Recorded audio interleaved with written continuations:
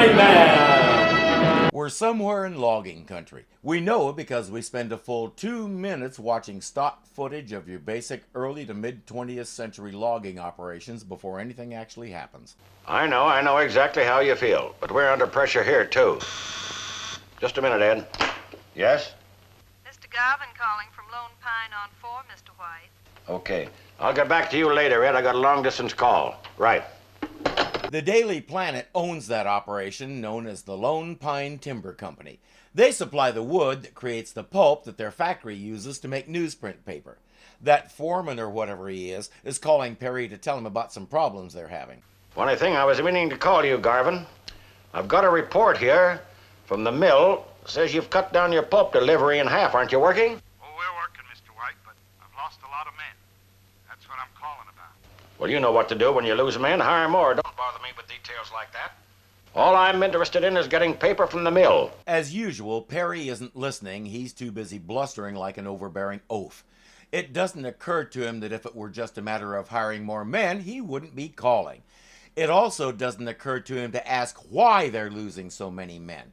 Maybe Perry should go out there and join one of the crews. It's about time he exercised some part of his body besides his mouth.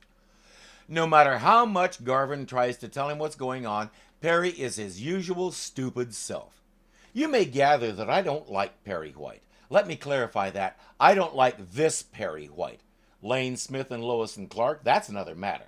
This guy is a bully, and it's all he's got going for him.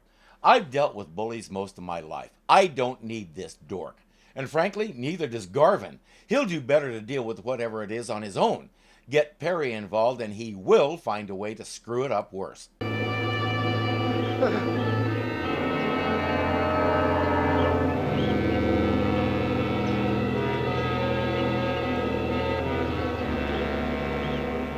It's a dog, and it's not doing anything threatening. It's probably offering to be friends if you have any food. I do that a lot myself. I was watching you through the binoculars, Olivia. You ought to be ashamed of yourself, a Canuck Jack with an axe running away from a wolf. One wolf. And a Malamute wolf at that. But this is not a true wolf. This is a loup-garou, a werewolf. What makes you think so? I know. I track him for maybe 200-300 yards in the soft sand by the brook. And by God, what do you think? What? Wolf tracks stop and change into a track of woman. You've been up here how long and you didn't track the woman? I guess Jacques was his last man because when he quits and leaves, Garvin calls Perry again. Now, you listen to me, Garvin. This sounds like dirty work. Someone's out to get us because they know we're short of paper. All that balderdash about a werewolf is just a blind. I'll send someone up there to investigate. Which is what he should have done in the first place if he had shut up for 10 seconds to let Garvin tell him what was happening. Oh yes, there's one other delightful thing about Perry's personality. And your plane leaves in exactly 53½ minutes. But I haven't a thing to wear. What woman ever did? Now get going. Yeah, he's a raging chauvinist. He's sending the three of them to Oregon to see what the deal is with this werewolf. If you go into these episodes expecting the fast-paced, action-packed stories that we saw in the comics, don't. Just in this first season, I suspect that if we put it all together, we would have over 2 hours of stock footage. The show uses it so profusely it could almost be considered overuse. And while we're running anywhere from 15 seconds to 2 minutes of stock footage, the story just sits there waiting to get going again. I know we've been told it was a slower time, but give me a break. Once we get done with 30 seconds of stock footage about airplanes, our trio is on a train headed for the logging camp. But before we can talk to them, we need 15 seconds of stock footage to prove we're on a choo-choo. Feel better when we get across Devil's Gorge Bridge. What? I said I'll feel better when we get past the bridge at Devil's Gorge. Oh. Too many things been happening around here. Switches left open, fish plates pried up, rails split. But this train has been close to wreck 5 times in the past 2 weeks. That's the way to inspire confidence in your passengers. Clark's spider sense is tingling, so he goes up front to take a look.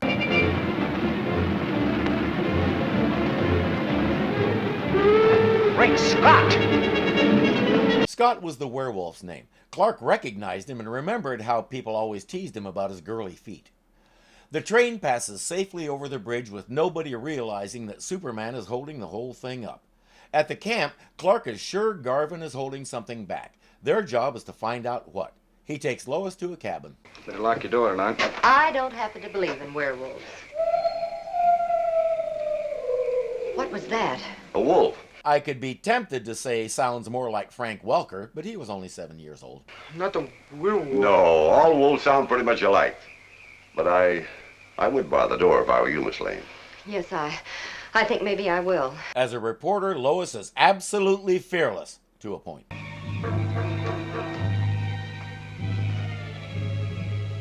The window doesn't need a latch. When the wolf sees the closed curtains, she knows it means do not enter. She respects boundaries.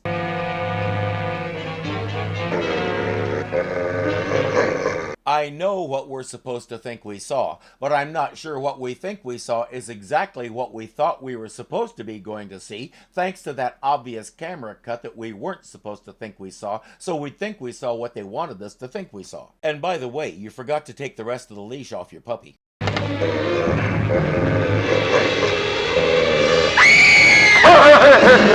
So I was wrong.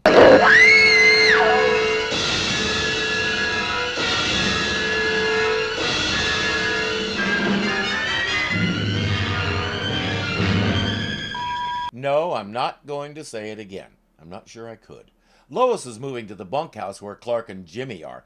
It's a huge place, so she'll take one end and they can have the other. But she's not staying anywhere alone tonight. In the morning, Garvin sends her to a nearby stream where she can wash up.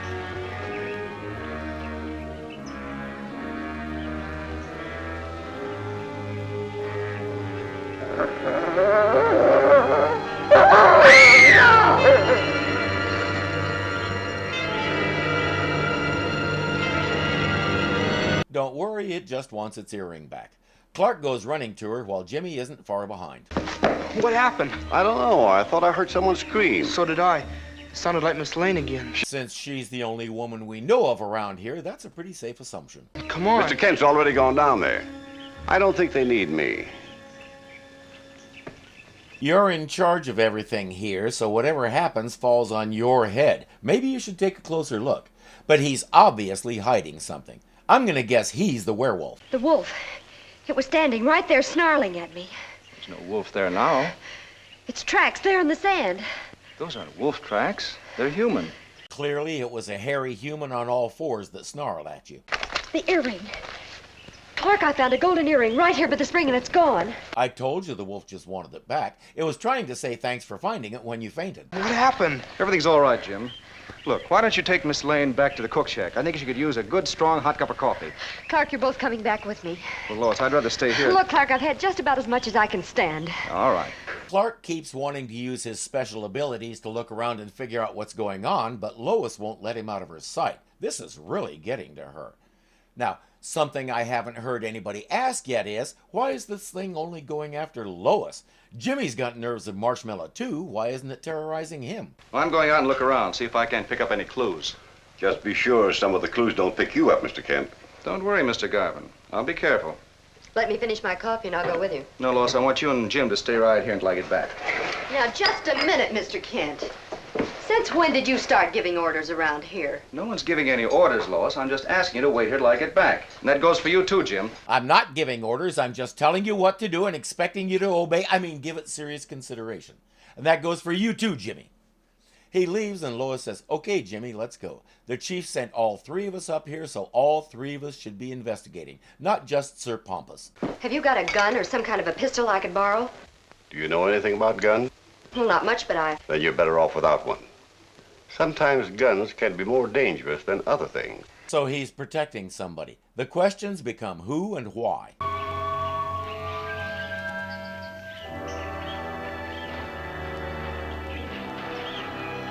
Or maybe he wants to shoot it himself. Or maybe he's hunting our three reporters. It's impossible to tell what this guy's game is.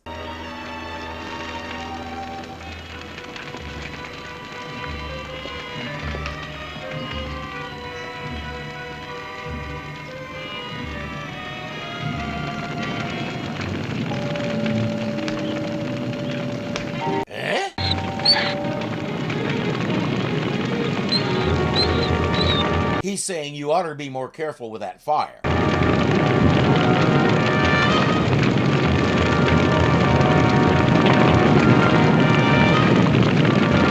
That is the fastest moving forest fire you'll ever see. From start to total inferno took less than 30 seconds.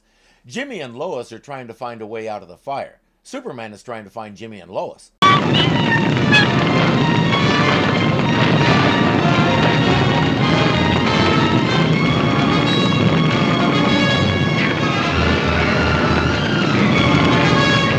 What did he do with the otter? Is it in his cape pocket?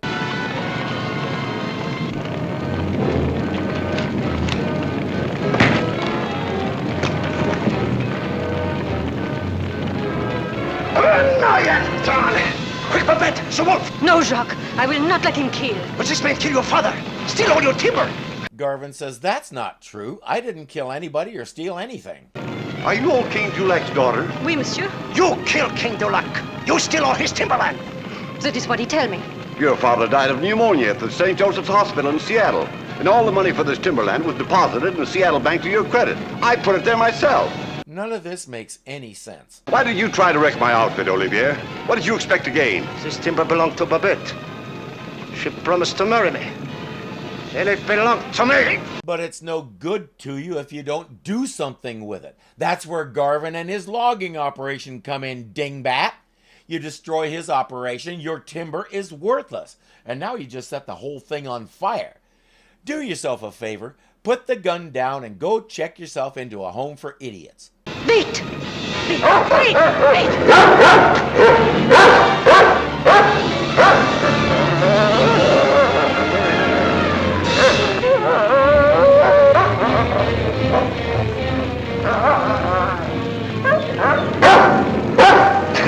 Doggy, now you've gone too far. For that, I kill you too.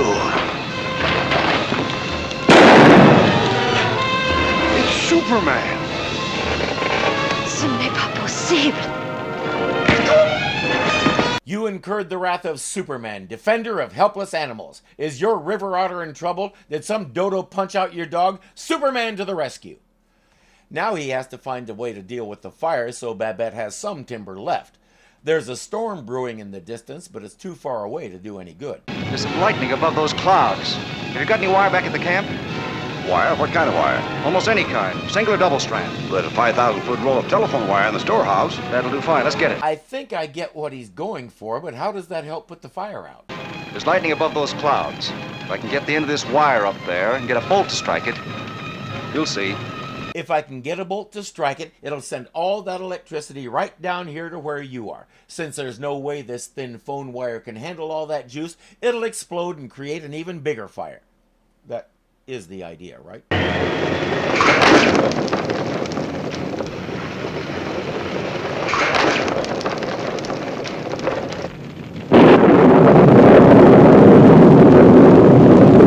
C'est magnifique. He's Superman, so it just works, okay? I know I already talked about how the pacing in these shows is a lot slower than we're used to in the 21st century, but even so, this episode seemed to drag on forever. Overuse of stock footage didn't help. In fact, it may be the main reason the episode seemed to have such a hard time getting anywhere. We don't even have to see the final scene where we learn that the wolf has been Babette's pet since he could fit in her hand. We figured that out the first time we saw her supposedly change into a wolf. And what about Garvin? Why was he so mysterious? It turned out he was about as interesting as watching hair grow. Jacques' motivation still doesn't make sense. If he knew she already owned it all, why the elaborate hoax and tall tale about her father and all the rest? What was his problem with Garvin? Garvin knew who owned the operation, and he seemed perfectly happy being the foreman. If Jacques was all set to marry Babette, none of this was necessary. The episodes so far have been fairly steady in their writing, directing, and editing with reasonably decent stories. I don't know what happened with this one, but I hope it doesn't happen again. Until next time. Video by Harry Harrison. Audio by Morris Morrison. Wardrobe and makeup by Alice Allison. Your announcer has been Peter Peterson.